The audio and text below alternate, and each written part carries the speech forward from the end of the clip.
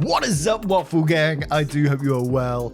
My name is Mark, and today we're checking out a bit more r/AmITheButtHole. And if you love a Reddit story, why not consider hitting that subscribe button, maybe that notification bell too. And if you're feeling that touch a little extra spicy today, you can click that like button as well.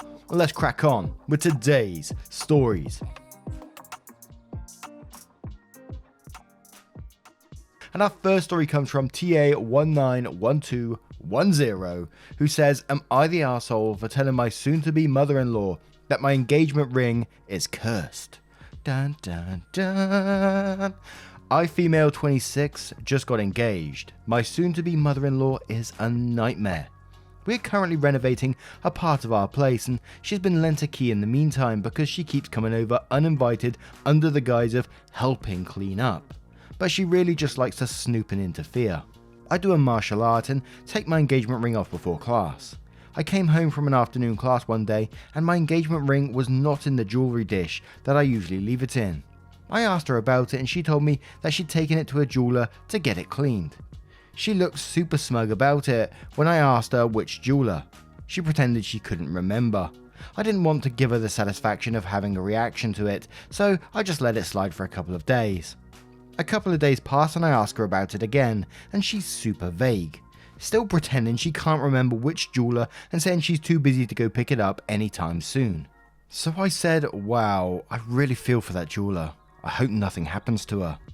She asked what I meant, and I told her that my superstitious Brazilian grandmother had performed some ritual on it that's usually known to curse anyone who takes or handles the ring other than the owner. She looked uneasy and asked me a couple more questions about this ritual, and I made up some story about how my mother's ring had been taken by a burglar who was crushed by a pillar of cement on his way out the house. I totally made this entire ritual up, and I do have a Brazilian grandmother, but obviously she did not do some ritual to my ring. The next day, my fiance told me while I was out that she went there to clean up a bit. Lo and behold, I get home, she had already left, and find my ring where I had left it. It didn't look any cleaner than it had before, lol. A week later, I receive an abusive call from her saying she'd been in a minor car accident and she was blaming me and my witch doctor grandmother, saying she was now cursed for having touched it. I passed the phone to my fiance, who tried to calm her down, but she was hysterical. I told my fiance what I had told her, and he scolded me a bit because we both know how she is, and I should have known she'd react this sort of way. It's been a further week since then, and she refuses to talk to me and keeps slandering me to my fiance. Overall, he sort of recognizes how ridiculous she's being, but the drama of the situation is making me wonder if the whole curse tale was taking it a bit too far. So, am I the arsehole? So what, does she just disagree with the marriage or something, or just like to try and pick on you for random reasons? Whichever it is, you're not the arsehole for doing that, and it did make me chuckle listening to that story and, just trying to get into mother-in-law's brain, and she stood there thinking, oh my god, they're cursed. The ring's cursed. But there's no way you could be the arsehole in this situation, and how long was this person willing to keep your ring for under the guise of having it cleaned? I mean, what was the end game here? There's no way you're the arsehole. She stole the ring, and you made up this pretty funny story about it, so I like it. But not the arsehole from me. TN Scatterbrain says, "Not the arsehole, that's hilarious. The nerve of her, taking your ring. She deserves the curse. I'm just sorry it's causing trouble for you. I kinda think your fiance earned it by tolerating her behaviour and not having changed the locks already. Also, have you checked your ring? I don't understand why she'd take it unless it was a way to keep it away from you. Does she disapprove of the engagement or of you taking it off, even if it's for a good reason? Was she going to swap stones or claim to have lost it? I'd really need to know her motivation for taking it. You might want to come clean before she meets your grandmother at the wedding though." OP replies saying, "She's never vocally disagreed with the engagement, but she has definitely interfered. I personally think it was just to mess with me or keep it from me. I really don't know. I don't think she ever took it to a jeweler, to be honest." Ooh, maybe there's a cheeky update on this story coming at some point. But OK Scientist says, "Not the arsehole. You should tell her there's no way she could have even cursed since she took the ring with good intentions, and the curse only curses people with bad intentions. The reason you were worried about the jeweler is because some jewelers would steal rings and swap them out for fake stones. And you didn't know how the honest jeweler was because you didn't know them at all. I'll bet she chokes on her own lies rather than admit she stole it to steal it.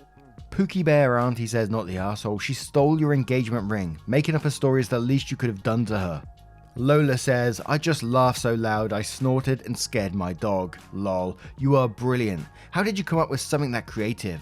Not the arsehole, and you need to change the locks. Zesty Close Meeting says, lol, not the arsehole, your mother-in-law is ridiculous. She literally stole from you and is now trying to deflect that back onto you because she believed a fairy tale caused a car accident. Now, what do you guys make of this one? Do you think OP did go too far with the story?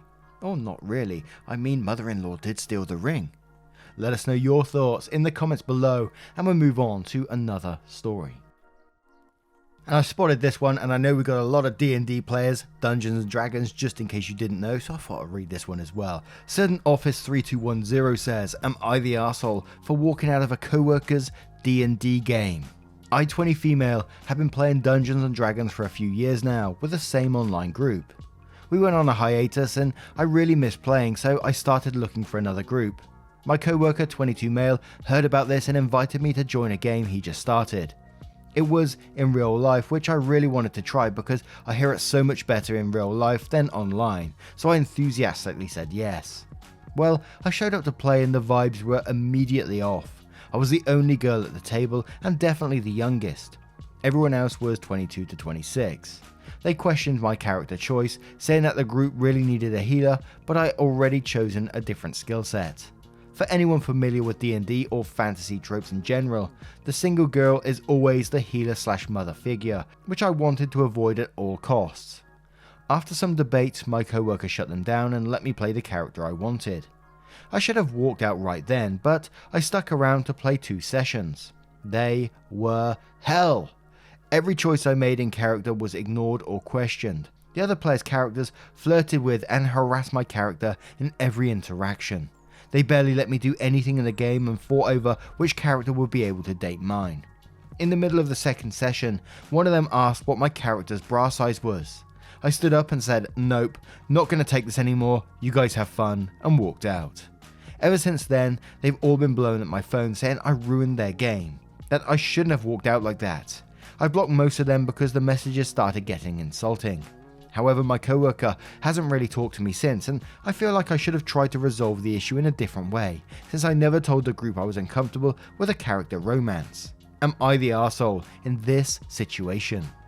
As someone who doesn't play D&D, and I haven't played it in many, many years, I think I only played it once when I was younger, and I'm not sure if I was playing it right then, but would love to get it back into it at some point. It's a definite not the arsehole from me. This is creepy and sounds like absolutely disgusting behavior, asking bra size and fighting over who's going to date you. I mean, what the fuck? I can already feel the heat rising from down in the comments below on this one. It's gonna be a not the arsehole, I can feel it. D&D game or not, this behavior is inexcusable, it's disgusting. I don't blame you for getting up and walking out of there. But Fateric says, not the arsehole, just remember, no D&D is better than bad D&D. Those guys were super creepy and sexist. You did the right thing. Did the DM even try to stop this behavior? Nerd Crush says not the arsehole. Holy fucking creepy. Let Mr. Creepy Friends stay the fuck away from you. Jay Baggins says not the arsehole. D&D player myself and what the fuck. Firstly, the group doesn't need anything. If anyone is a bard, you just make do. There's no reason to bully a player into a specific class or role they don't want. And the fact they're blowing you up for ruining their game, while ignoring that the final straw was literal sexual harassment, is wild. These guys treated you as the token girl and decided they were entitled to you, rather than treating you as a member of the party. There is no world in which you're the arsehole here. White Lantern says they were obviously being tone-deaf jerks. Even if you didn't explicitly say, hey, this is making me uncomfortable and making this an unfun experience, I'm sure that was perfectly evident. The fact that they were aggressive rather than apologetic after you walked out makes this very clear to me. It's a cliche, but a truism. No D&D is better than bad D&D. Sorry you had to go through this, and for what it's worth, as a DM I actually prefer running games online. It can be hard to find a game, as a player, but if you keep looking, you can find a cool group that you vibe with. Pretty Fly for a Yow Guy says, I felt this post in my soul. I guess every girl who plays D&D gets the we could really use a healer talk at some point. Not the arsehole. No one wants to play D&D if the rest of the party is going to make it impossible for them to play D&D. Questioning or ignoring your choices, trying to pigeonhole you into a role you don't want, and arguing about who gets to bone your paladin are really great ways to ruin the fun. They obviously didn't give it a shit you were having a good time, and yeah, it's a role-playing game, but you know what, it's still weird and creepy to ask someone, how big are your tits on your half-elf? I need to know so that I can sexually harass you in character. Edit. Glad to see from the comments that the "we could use a healer" talk isn't quite as universal as I thought it was. It's a mood killer for sure. I had one group that tried 3 separate times to make me the healer. Ditched 3 different campaigns after a single session because the party wasn't balanced. Was heavily implied that this was my fault all 3 times. I stopped playing with them after that.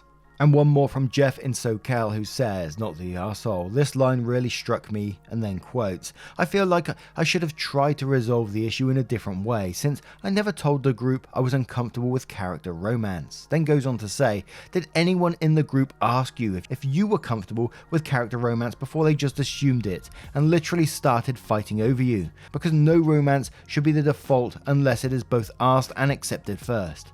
Kinda like in real life, huh? It's not your job to proactively list all the potential offensive things you actually find offensive. What a bunch of immature, misogynistic dweebs. And if your coworker is treating you differently because you objected to being sexually harassed at an event they hosted, that also falls under hostile work environment and might be actionable. Your call, but it affects your performance at work. You might want to follow it up with HR. Now, what do you guys make of this story? As I said at the start, I know we have a lot of D&D players in our community, and I got to say, with a good group of people, being a DM and being able to tell a story sounds quite amazing. And again, you're gonna have to excuse my ignorance here, but I'm getting carried away. Do they have like modern day D&D campaigns? Like in 2021, can you make a story based around that, like the cult of the HOA or something like that? I don't know. Something like that just tickled me. But hey, let me know your thoughts and we'll move on to another story. And our next story comes from Am I the Arsehole? Liar, liar. Am I the arsehole for telling my husband that him pretending to be poor didn't mean he knew what it was really like? When I met my husband, he made it seem like he was like every other broke person in their 20s trying to survive in the world, with no parents or family to help him out. He was crashing on his friend's couch and living paycheck to paycheck. I only found out after we got married that it was all just an act, and he was a trust fund kid who had been rebelling against his family and playing at being poor. Recently, one of my old friends and her family became homeless. I was telling my husband because I wanted to donate to the GoFundMe a mutual friend had set up for her. He was sympathetic towards her, but then he started talking about how being homeless and barely getting by was one of the hardest things he had been through. Admittedly, I got upset because we both know he wasn't struggling since he had a trust fund that was giving him a monthly allowance large enough for him to live without working. He was choosing to not use that money.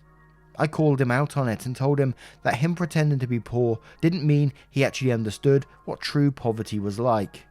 My husband argued that he did, and we ended up fighting over it, and now he's angry at me. Am I the arsehole?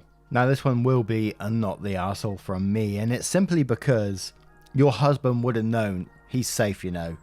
Unlike this couple who hasn't got financial security, they have to worry about where their food's going to come from next, how are they going to afford a roof over their head, where your husband, you know, he had money in the bank. If things did go wrong for him, he could just say, I'll just dip into my money, you know, and then I could rent somewhere, buy food, it's no issue. But Cinnamon Gin says not the arsehole. True poverty is something I'd wish on no one. Your husband had a safety net and he knew it. He had no idea what it feels like to truly have nothing to fall back on. He's the arsehole and needs a reality check. To which Lelos replies to that one saying, this is what makes all the difference. It's one thing to live paycheck to paycheck with zero fallback plan. It's another thing entirely to do that knowing you have a huge amount of money at your disposal the moment you need it. The hardest thing he's ever done makes it sound like he needs to experience some hardship if he's ever going to relate to anyone on a meaningful level who isn't a trust fund kid. Not the arsehole. Adventurous Sand says not the arsehole. He did not experience financial insecurity. Even if he chose not to use it, he knew that he had a safety net. If shit really hit the fan, he had an out. True financial insecurity is zero safety net. Having no idea what to do next, being a second gen. Chris McCandless is not the same thing. Sorry if I got that wrong. I don't know who that is. I'll do a Google afterwards though. But you will fear my Laserface, who says, info. Why was your husband refusing money from his family? Was it a matter of that money coming with strings attached? It's easy to call him playing poor, but it's also possible this money was a means by which to control him.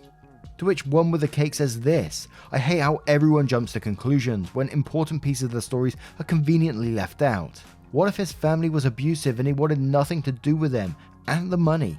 What if, as mentioned here, it came with strings attached that he couldn't accept? What if he had an actual legit reason to rebel against his family, and he'd rather choose living on a friend's couch than having to contact with them? Edit. I went a bit further down to read OP's comment, but she seems like an unreliable narrator, downplaying whatever went down between husband and the family, so I'm not convinced. People don't usually go couch surfing for long periods and live paycheck to paycheck just for fun. Interesting comments there, but Jones in for Jonesy says, not the arsehole, he's a big one. Might have been hard to live cheap, but he was never in any danger and he knew it. He has no true idea and needs to sit the F down. And one more from Greek American Dom, who says, everyone sucks here. You are both very likely arseholes, because though your heart is in the right place, you are both also blinded by your own biases. As much as he may have struggled and suffered, the reality is that he always knew he could choose not to. At any moment, he could jump right back into being wealthy. That meant that he could be destitute with far less stress than the average person. Now you are right, but you also have to acknowledge that your husband is actually a much better person for having lived that way. It may be imperfect, but he can have some empathy towards others that his class normally doesn't share. He also has a better idea of what he is worth because he made it on his own.